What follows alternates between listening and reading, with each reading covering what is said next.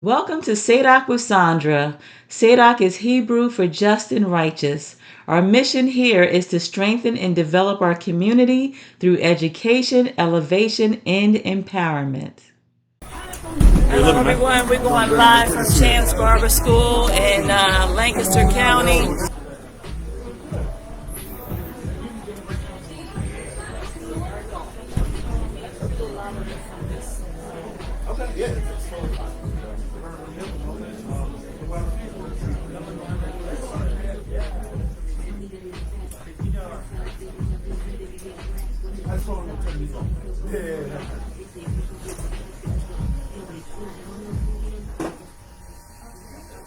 So, good afternoon, everyone. Hello, good afternoon, everyone. I am Sandra Thompson. I am a local attorney, but also I work with the Democratic Party, with Pennsylvania Black Women, Pennsylvania Black Men for Harris, and work with John Maynard here and also thanks to Champs Barber School, and we have Vern Moore. So we just wanted to introduce the rest, John. Yeah. Well, first of all, before we get started, I'd like to take a moment just to recognize our dignitaries that have come by invitation. First, I see over here State Representative Denmark Smith Wade over there. Hey, folks. Thank you so much. I see candidate for State House Senate next to him, Brad Chambers. Thank you so much. I see City Councilor, President of City Council, Daniel Daniel Royale, thank you so much. We got our County Commissioner, Alice Yoder, right there. Thank you for joining us. And then we have two more candidates. We have Shrek's Puppet, running for State Senate seat 13. And then last, and certainly not least, we have Nikki Rivera, running for State Representative here. We are really, really appreciative of you guys coming to, listen to your constituents and future constituents, to those who are still running. One of the big things that inspired me to do this event here in Lancaster specifically is I hear everybody talk about what their concerns are and what their policy fears are as African Americans, right? And so I always found that people have a sense of hopelessness. And one of the things about hopelessness is we don't have to be that way. And within a town hall setting, we wanted to come here and let people be heard. So first of all, we have the venue to be heard. Secondly, we are in that space where traditionally African American people and brown people, the barbershop has been that sacred space for us to talk, for us to have that therapy. It is community to us. So we really are appreciative of everyone that's here. Even if you didn't come here for this town hall, even if you're just here walking in, you're a student, you are a part of this community. We want to hear from you about what your concerns are. Even if you don't care about voting out, I want to know that. I want to know how I can change that for you.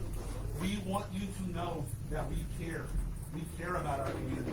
You see all the elected officials here. You see Cassandra here is from York and with the state here. We care about Lancaster. We care about our black constituents. So we are going to get this started. We're going to talk about some important dates, and then we're going to get right into an open town hall forum and start going into the issues. So do you want to start going over some of the important dates? Well, one of the first important dates is Monday. I don't know if you are registered to vote, but I would really like all of you to get registered to vote. And we do have registration materials over to the left side of the room, but you also can go on a website and register to vote. One of the first things that I hear a lot from our community is a lot of people believe they cannot vote if they've had a felony in the past. Even if you had a felony in the past, you are able to register to vote. You are able to vote. And the reality is, if you did have any type of contact, or you know any people who had any type of contact with the criminal justice system, family law system, domestic support system, you really should be getting registered to vote. we have a pamphlet with all the literature for voting rights of convicted felons, convicted misdemeanors, and pre-trial detainees. So I have that right here for you if anybody needs that. But also, I know that everyone may not have to engage the courts because of criminal, but sometimes you have to engage the court because of landlord-tenant actions. Sometimes you have to engage the court for mortgage issues. Sometimes you have to engage the court for custody issues, for support issues, because somebody made an allegation against you, for domestic violence issues. These are all reasons why you have to engage the court. And these are all reasons why you should be registering to vote. Because all the people who make decisions about all those laws that the judge has to interpret are elected. So that's why you should register to vote, that's why you should vote, and that's why you should find out what's the stance of the people who are running for all these different positions. I heard various different state legislators that are in the room, and the reality is they make the laws that are interpreted for or against you. So that's why you should be registering and vote, because you have the opportunity to have a voice in even what they do. Okay, the next important date we have, October 29th. That's for mail-in and for your ballots. If you plan on voting, or if you're already registered, that next group, and you don't want to wait in line, or you just want to come out here and get the process done with. October 29th here in Pennsylvania, you have to get your ballot in at the County Board of Elections office, which is on Queen and Chestnut, corner of Queen and Chestnut. So that's October 29th. And then last but certainly not least, we need to help you all find a plan to vote. November 5th, 2024. That is the big day. Right, exactly. So there's other things in reference to, there's a lot of litigation going on. This is why we're really trying to let the community know how important your vote is. There's so much litigation going on to even stop your vote from counting. So with the mail-in ballot, they just had litigation going on. If you didn't sign the outside of your ballot, your envelope, now that can't count. So that's why we want to make sure that anybody who wants to vote has this knowledge of how to do it all right. And if you're working or if you're in school on election day, you may not want to take the time out on November 5th to go out to vote on that day, because you don't want to lose time off for work or time off for school. That's why it's important you can fill out and turn in the mail-in ballots the exact same day. Amazing. So with that in mind, I think we're going to get this started. So for anyone that's here right now, one of the biggest things that I've heard within the community, right, is kind of people who are either voting for Trump or they're not necessarily wanting to vote at all. And I just kind of wanted to throw this open-ended question for anybody in here, any of the black and brown young men, anybody really. What are some of your frustrations? What are some of your pressure points? Some of the things when it comes to the election? Like, what are you thinking? What are your concerns? Anyone can start. What have you heard out in the community about voting? He told me y'all are a very opinionated group. So what's your opinion? Vern told me y'all talk, so.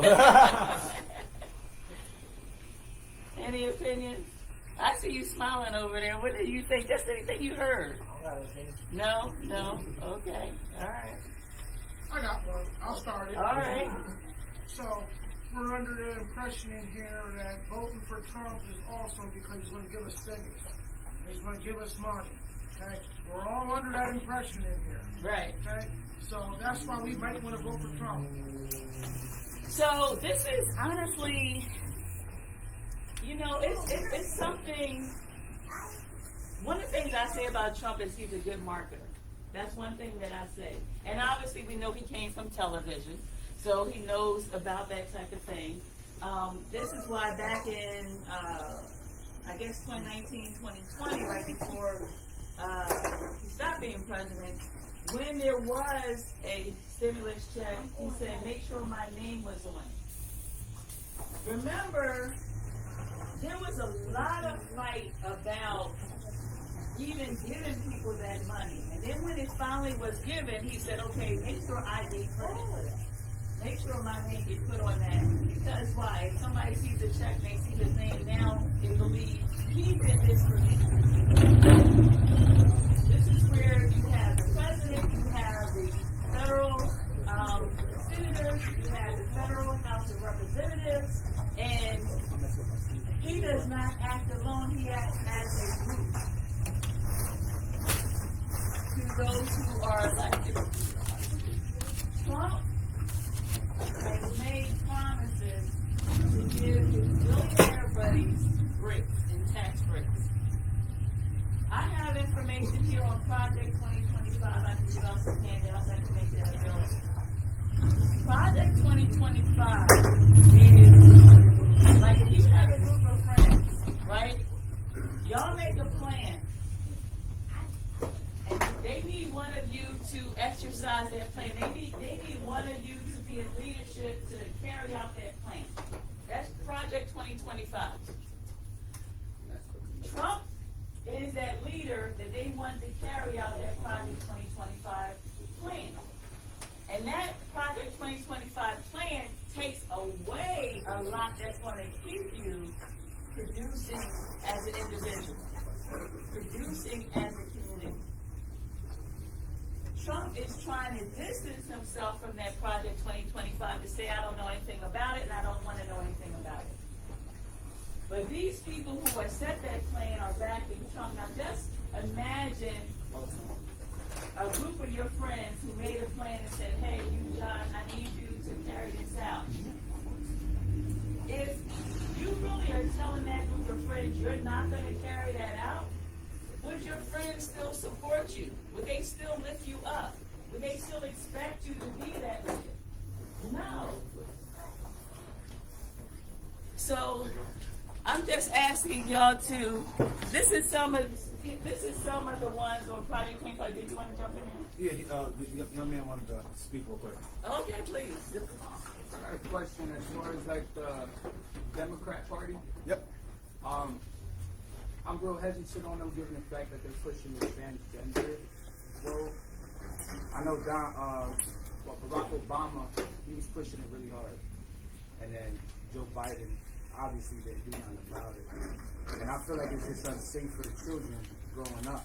You know, they don't know what's really right from wrong, given that they're pushing it in schools and, you know, and I see like a child can have their own right and opinion, but it's like being forced upon the communities and through television and given what she did, what Camilla did for a guy in jail as far as helping him become transgender and stuff like that. Like, I don't think that's suitable for the youth. So, So a lot of that, unfortunately, when it comes to specifically when we're talking about our transgender brothers and sisters, right? Back in 2020, right, when Donald Trump was running for re-election, right, there was a PAC, and a part of that, you know what a PAC is? I don't want to talk down or talk at it. So there was this PAC that spread like a bunch of misinformation. Within that PAC, it started targeting transgender people, but it also started targeting critical race theory. So what they did, right, when Trump came up for election in 2020, right, is when they thought those spaghetti in the wall, see what sticks, they were throwing all of these cultural topics at the wall. Now, when I hear people say, and you're not the only person to say this, so I'm not singling you out, but when I hear any individual say they're doing stuff and pushing stuff at a school, I haven't found the school yet. Like, that's a public school that's getting like funding from like the state. Here in Lancaster County, I don't really know. And Nikki, I'll let Nikki jump in because she's a school board president. But Nikki, go ahead. I don't want to interrupt you. I wouldn't say it's being pushed like funded. I'm just saying the door was open for people to do so. So can You I? understand? So for me, if I may, this is my 30th year teaching high school Spanish. I teach in Warwick. And so I've been in education 30 years, and I've been on the school board in Manheim Township for 8 years, 5 of those years as board president. And so what a public school does is, you're right, opens the doors for the public. Right. So we serve all kids.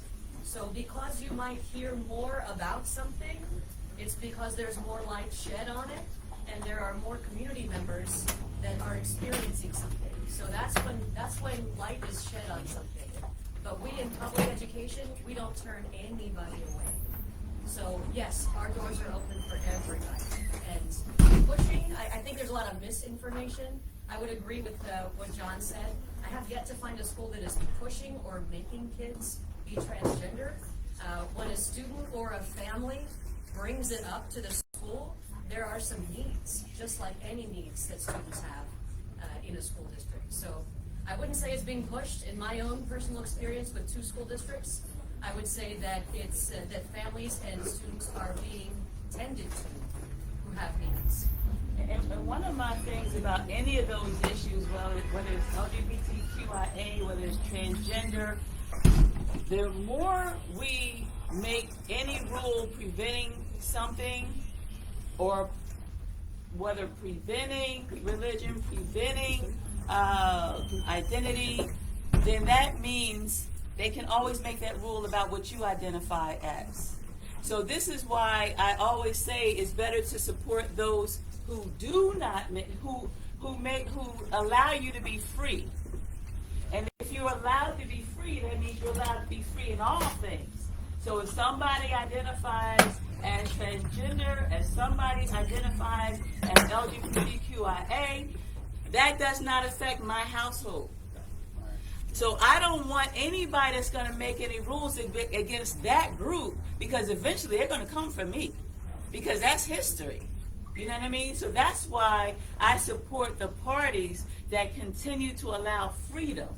Because the more freedom that you have, again, you decide what happens in your household, you decide how you live. But, you know, right now, again, Project 2025, I don't know how many are Muslim. You know, I don't know how many are just agnostic. I don't know how many have any other type of religions. So I'm Christian.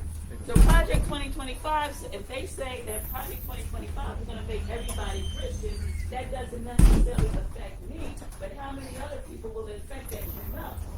So then that's why I'm saying I support the party who will support freedoms. You may not agree with everything. Because I'm Christian, there's things I won't do. But that's what I have the choice to make that. You know what I mean? Same thing with the abortion. So there's things that I probably would not choose to do because of my beliefs. But I don't want any law, I don't want any rule that's going to stop something, some choices. And I know that also with any law that allows you freedom, you have a right to educate. You have a right to talk to the community. You have a right to talk to your sister, your grandmother, your cousin, and whatever choices they decide to make. But we want to make sure that we all continue to have those freedoms. Yeah.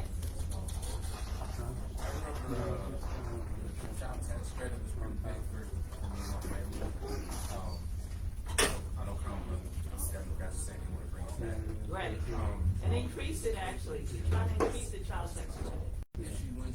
Do you think that like they'll have enough numbers in Congress to actually make it happen, or you know? So that's a great question. So down ballot voting. Are you guys all familiar with that? Right?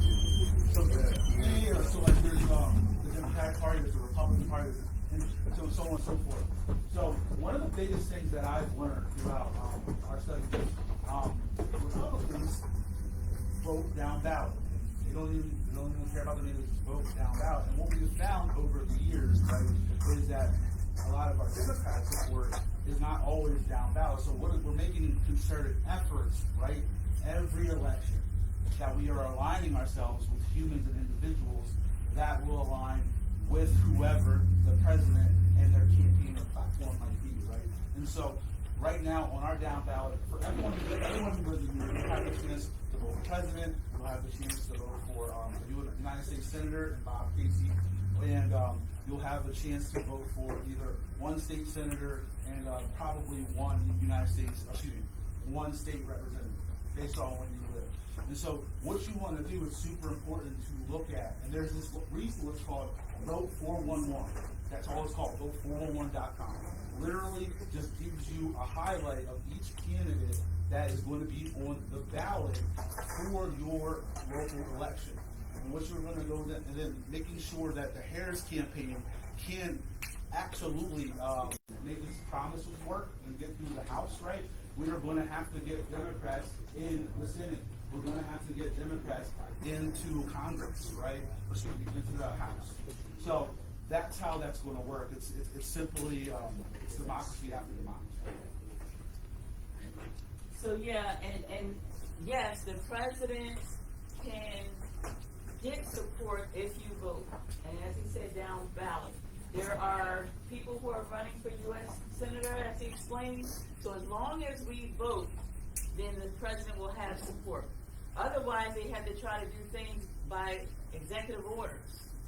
You know, so that's and that's also the same with the state. I think you talked about the child tax credit, right? So that's the other thing about voting for people also at the state level, because even in addition to the child tax credit, we're trying to get the minimum wage raised to a livable wage. And I say we because I've been on a lot of advocacy groups for about 10 years or so trying to raise the minimum wage. And we haven't been able to do that in Pennsylvania because of the fact, and the reality is that we have a Republican state majority Senate. We just in 2023 gained a Democratic House of Representatives in the state. So if we can get both the state and the representatives in the Senate, then we can raise the minimum wage. We have bills out there. I mean, Patty Kim, I know, she's from Dauphin County, who had a bill for a long time to raise the minimum wage at least to $10. But we really think it should be $20 by now. But that's the thing about when people think their vote doesn't matter or they don't go out to vote, that's why we can't get these wages raised. And when we talk about, rent is so high, food and gas and everything else is so high, and yet I don't have the money to buy things, you got to vote so we can get this livable wage passed. That's the long-term solution. So the child tax credit is a mandate. And everybody needs to make enough money to be able to afford child care. Right. And we would need it. So that's like grassroots change of systems. So we don't need that other people. Until that happens, we need that. And this is where I get so frustrated about people listening to the Band-Aids, because we're really trying to work to, again, make sure that you keep your freedoms. The other things that, there's grants that sometimes for disadvantaged people is grant, and who's historically disadvantaged? Black and brown people. Now they're trying to make that illegal. They're trying to make that illegal for any black and brown people to get any grants or whatever based on being black and brown or disadvantaged business. So, in supporting that agenda or thinking, okay, he put his name on a check or something like that is really going to negatively affect us in the long run. Can you talk a little bit about just, for example, the very slim majority that we have in the House and why it is so important to split the Senate as well, and why we need more House members too? Why it's so important, for example, to elect Nikki and elect Trax. So I can answer that. In Pennsylvania, you guys are from, how many of y'all are from Central PA, right? Like you said, either your home or you're like from York, from Harrisburg, something like that. So you kind of got a fabric of what's really outside of the city, right? And I don't say that to say the city versus the county. I'm not dividing anybody. What I'm saying is, from a political standpoint, let's talk politics, right? The PA state GOP, I can only talk about them and talk about what they pushed out there over the last 4 years. They have consistently pushed out candidates that are on full. We can look back into the most recent governor election when the GOP of the state pushed out, what's the crazy man's name? Doug Mastriano literally had quotes about anti-Semitism. He literally would not talk to what he called the mainstream media. How do you get into a democratic election and won't talk to the press? That's unheard of. That's childlike behavior. That is not conducive of somebody that has to be a part of the executive decision making of the state of Pennsylvania. Now let's look at some other candidates that they put forward, whether that be Dave McCormick, whether that be Hey, Steve. They're candidates. He goes over here, Champs, so he's getting Steven getting his beard. You getting it all cut off? So the big issue right now. Right here. The big issue is that we have candidates from the party that don't represent our values. They're the exact opposite of what makes us us. What makes this room and this community strong is what makes us different. I see every shade, every color. I see all genders here right now. I see every socioeconomic status here. Everyone here is welcome. Everyone here is respected. There are people here that are probably, or there are people here that might not vote. There are people here that might vote for Trump. And you know what? I'm going to still talk to you and give you that respect. That's because we have community. We have the platform to do that. But what I find with these representatives, because I've run against extremist Republicans as a candidate myself, is that they don't respect us. They don't respect me. They see us in this label. But like everyone in here, you guys are starting your careers as barbers. Your potential is limitless. It is to the sky. Literally, where you get your start out. Because you guys all know Champ's start. Champ got his start the way that he did, and he's been continually investing into the community. And so I say all that to say this, right? I don't mean to get off track too much here. It's super important that the Democratic majority is kept in the state and in the Senate and in the House of Representatives, because the state GOP is just sending out extremist candidates. Those extremist candidates are not good for the education system, they're not good for our economic system, and they're not good for our own civil rights, the things that our forefathers have fought for. So, for Lancaster, who knows how much Lancaster school districts got from the budget, the 2024 budget? Does anybody know? I don't know, so I'm asking the question. Does anybody know how much Lancaster City Schools got from the 2024 budget? Not enough. Well, it's never enough, but, so I can say for yours, it's normally the schools in primarily black and brown communities was not getting any money. That's why they didn't have the resources. It was more issues like crime and mental health issues, more criminality issues. So with the 2024 budget, we're finally having a Democratic Pennsylvania House of Representatives. They helped the governor pass a 2024 budget. They put hundreds of millions of dollars into Pennsylvania schools. There was a lawsuit from Civic and other groups that sued the state because they wasn't properly educating our students. Finally, the governor, with the primarily the House of Representatives, well, it was actually a bipartisan budget. But York City schools got about $13 million itself. So I bet Lancaster got somewhere close. I bet they did.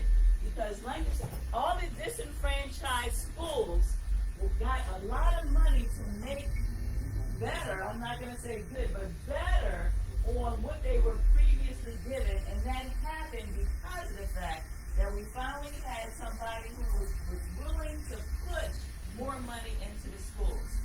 I don't know about Lancaster, but I can say about every Republican that represented York County voted against that money. They voted against the budget. And that's what we're saying, that when you choose to vote in that way, know if they're really supporting what you say you really care about. So There are issues, again, that are bigger issues like abortion and transgender and LGBTQIA, stuff that you may not align with.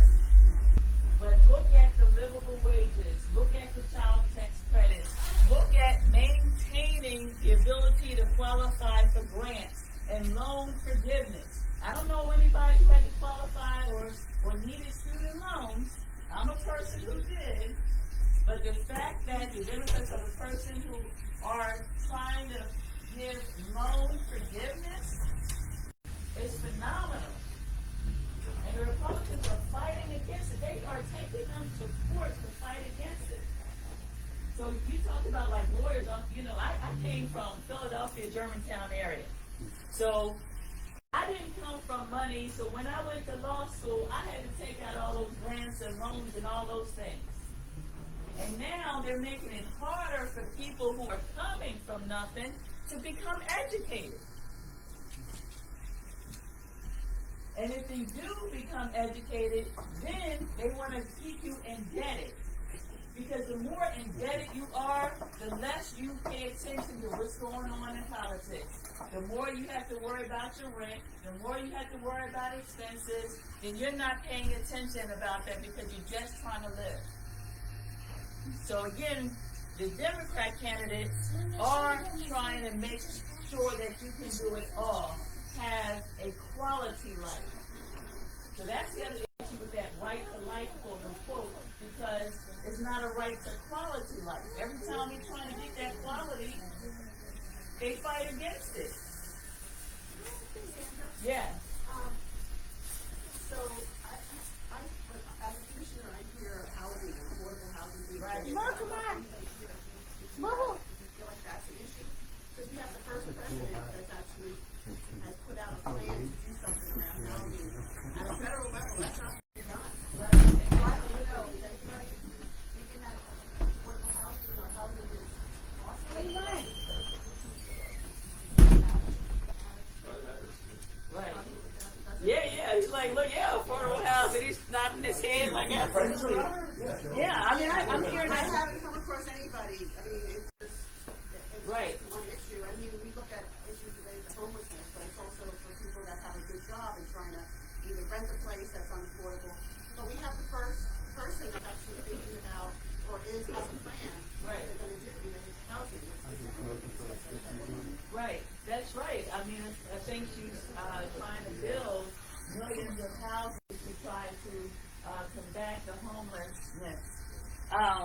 She's also trying to provide 1 million forgivable loans of $20,000 up to Black entrepreneurs. Launch a national health equity initiative focused on Black men.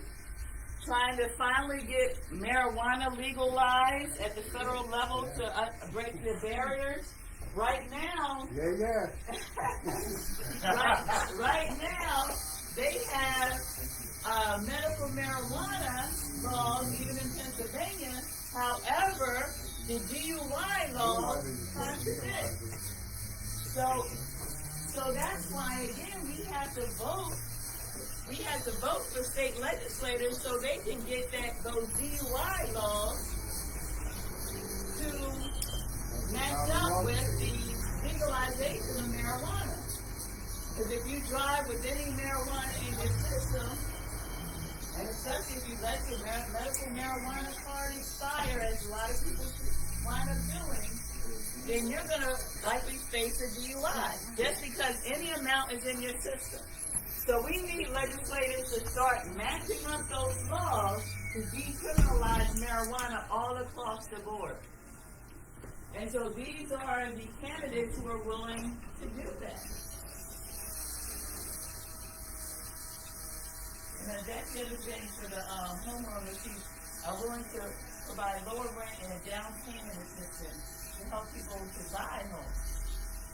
So that's the other thing we should be starting to shoot for, is to be homeowners. So we have people that are able to save some money and get to the point where you could buy a house, and then they ask for a down payment of $20,000. Right. Where are you going to get that? Right, exactly. Yeah, trying to get a high down payment that they're asking for. Absolutely. I got a question here.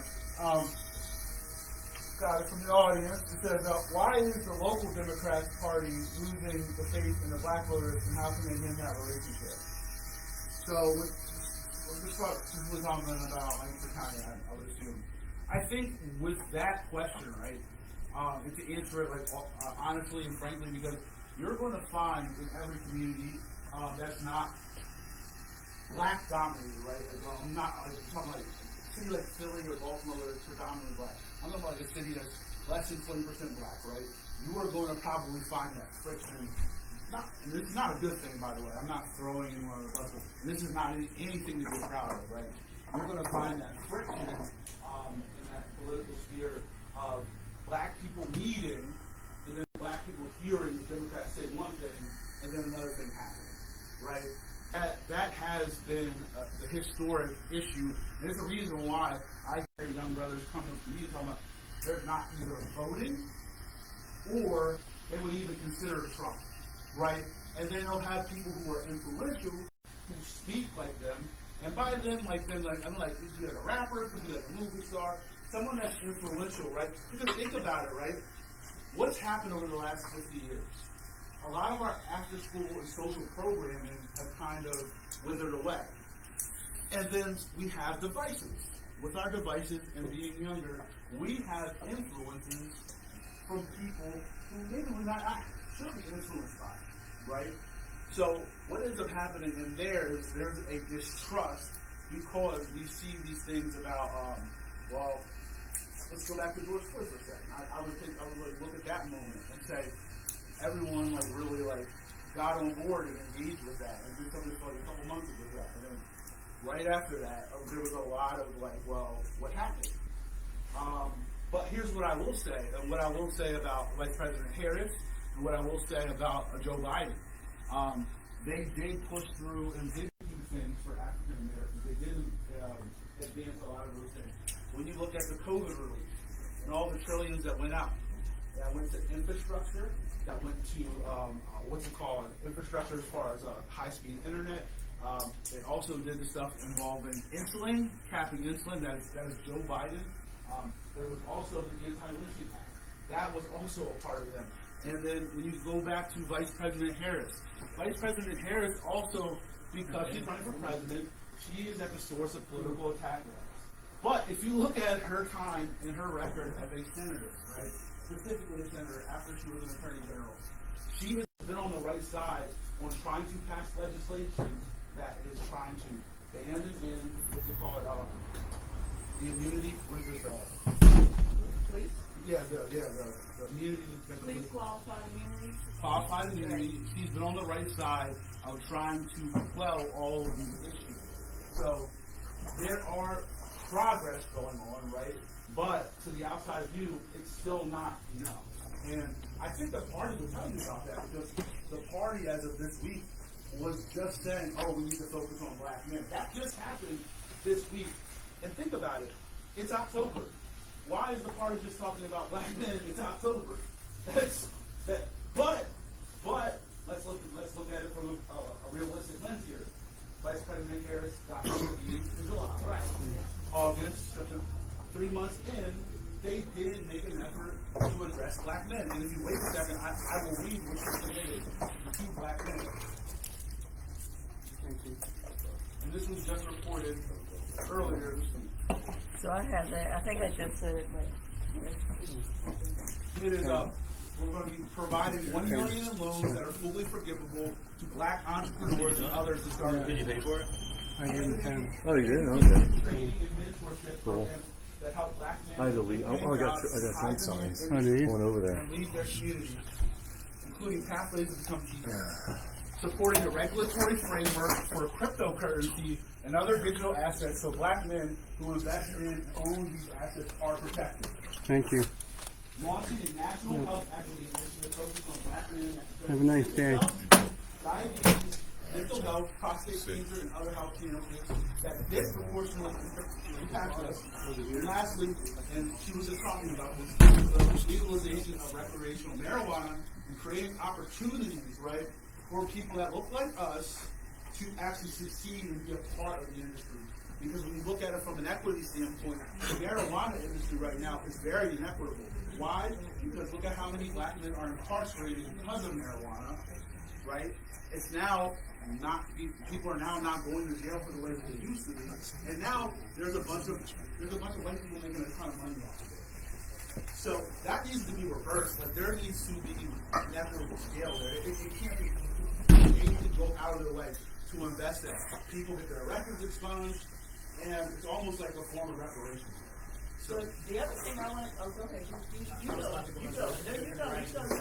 Oh, well, let me add to, you mentioned the police and immunity, and so I wanted to just add to that part. So again, I said I'm a lawyer, I do criminal law, I do civil rights law, I've been doing it for about 20 years, okay? So the thing about qualified immunity, like say for judges have absolute immunity. It's very hard for you to sue a judge. Police have qualified immunity. So it's hard to sue a police officer if they just make a mistake. You have to show that a police officer was malicious, like he targeted me because of my race or something like that. Trump has stated that he wants to give police officers absolute immunity. He wants to make sure that you cannot sue police officers, and this is where, again, Kamala Harris is trying to make it easier to sue police officers, even to diminish that qualified immunity. So that is why you see the police officers backing Trump, because now I say with it, remember back in 2020, the George Floyd? So that is what he wants to prevent. All of those efforts that came out, like there's a George Floyd bill right now of police accountability that Kamala Harris has been trying to put forth. And those are the types that they are trying to prevent. All those gains that we got that came out of that George Floyd and DEI and all those types of things, that's what they're rolling back. So this is why I say that stimulus thing, I think John also spoke to President Biden giving it was from ARP funds. So right out of 2020, we got money that didn't come from Trump, we got it from Biden through the ARP funds. We got additional money. So I just want you to understand that Trump is not going to be for us in the long run, and especially if you think police are bad now, what do you think they're going to be if they have absolute immunity? Yes, sir. I'm just kind of curious. Who are all the students here at the barber school? My cousin, baby. Okay.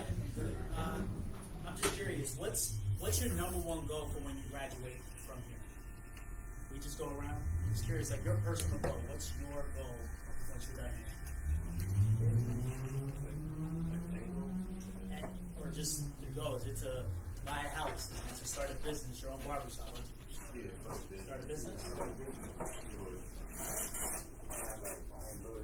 Your own building, so you want to buy some real estate? Yeah. Okay. Nice. Are you a student as well? Yeah, same thing, start a business. Start a business? Nice. I want to get more skills. Nice, good, good. How about you? I want to start my own small business and provide a service for the community. Who's played Monopoly? You guys all play Monopoly? Alright. So, one of the reasons why I got into politics, so Jamie, I'm on city council. I'm also the CEO of Assets. So we help, for the record, we help folks like y'all start businesses. So if you need something, let me know. I can help you out.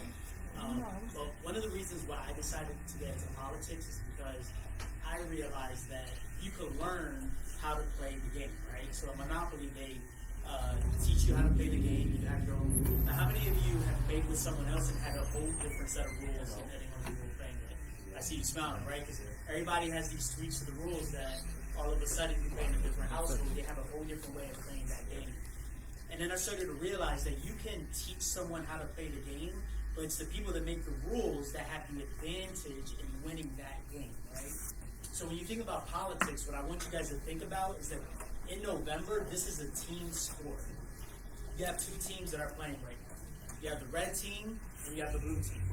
So when you think about what these teams play for and what they're trying to do when they win, that is who should be influencing your vote. So when you think about the red team, the reality is that this red team that's being led by Trump right now as quarterback, this team wants to give you less and for you to be on your own more, right? So imagine if I told you to be a student right here in this barber school, and I said, cut some hair, but you're not going to have scissors to do that, right? Just do it with the clippers alone. Or maybe you get some clippers, but you can't have all the different sizes that you use, right? It's going to be a little bit tougher, right? Yeah, you might be able to figure it out, or maybe you have like some family that says, here's some clippers, I got you, if you have that support. But if you don't, then you're on your own, right? The blue team, which is led by Kamala Harris right now, what they want to do is give you more and better. They want to make rules that give you more and better resources so that way you can go and start your dreams. So my business at Assets, I can't help you if Donald Trump is president. Because what he's going to do is he's going to cut all the resources that allow me to give you low interest loans, to give you grants for your business. If you want to buy a building and you need some down payment assistance, that's gone, right? But if Kamala Harris wins, that's the difference, right? There's more resources. If you're an entrepreneur and you want to start your business, she's going to make the rules a little bit easier for you to say, hold up, I can start my business just a little bit easier. If I want to buy my building, here's a down payment assistance, so that way I can at least pay for the down payment costs that are a lot more expensive, right? So I know a lot has been thrown at you guys today, but what I want you guys to think about is November 5th. Well, first of all, you register to vote, and if you're not, that's step one. If you're not registered to vote, you can't even play the game, right? So first, are you registered to vote? And then on November 5th, what team is looking out for my best interest if they win? And remember, the red team wants less and for you to go on your own, and the blue team wants to give you more and better. So those, I think, are the decisions that hopefully makes it a little bit easier to grasp some of these challenges that we're talking about today. So I just wanted to emphasize that. Jamie, I'm really appreciative of that. Thank you. Anyone else got anything they want to bring up, talk about, any concerns? You guys have been excellent. I hope that we were able to really answer some questions you might have had. We are just truly appreciative of all your time. Truly appreciative. I know there's a couple more here, but we're truly appreciative of you, Jamie, for coming down here. One of the big things I'll say, and I'll tell you this much, is in Lancaster, we are making progress. We're not where we should be. I want to be very clear of that, but we are making progress. And as low voters, as black and brown voters, right, you, when you vote, have the ticket to hold those officials accountable. When we start voting as a block, right, when the candidates realize they need our vote singularly to get to where they need to for an inauguration in January the following year, right, we start that initial process of accountability, right? Because right now, where we're at locally, statewide, and federally, right, we actually have way more power than the person that's what's really believe. Listen to me. Your state representatives or state senators will start making moves on concerns, on calls of about five calls in the same issue. It's not as big as you think it may or might not be. And so you guys have a lot of power. You are represented. And that's even before we're talking about voting and endorsing people and promoting your own people to run for these positions. Because there's a lot of smart young men here talking with a ton of talent. Maybe there's somebody in here that can run for Congress. I don't say that haphazardly. It comes from having an idea and executing it. And being able to sit here, stand here, and be a part of this conversation lets me know you care about your community. We care about the community with you. And the last thing I'll leave you all with this is we're going to go over who the candidates are, and this is who we're endorsing here. So on November 5th, we're asking people to vote for Vice President Kamala Harris for President of the United States. On the ballot, for most of you here, we have incumbent Senator Bob Casey. He is a Democrat. We're asking for your vote there too as well, as he is fighting things like inflation and fair wages at the federal level. At the state level, we have a couple of row races. Now, the row races are pretty important. We have Auditor General, a young brother from Philadelphia, North Philadelphia, named Malcolm Kenyatta. He is up for election, and he is looking to bounce the incumbent. Auditor General is, and think about it like this: when you audit something, you're keeping a tally of state important data. Think about that. Think about keeping books, keeping the data. So Malcolm Kenyatta has been a state representative for years. He is absolutely a delight. We are promoting him. Attorney General, this is super important here in Pennsylvania, especially for the marijuana regulations. We're looking at Eugene D. Pasquale. Eugene D. Pasquale is the Democrat on the ticket at that point in time. We have Treasurer. I can't remember the treasurer's name. Aaron McClellan. Yeah. Aaron McClellan. And then so we're going to get into the last few here.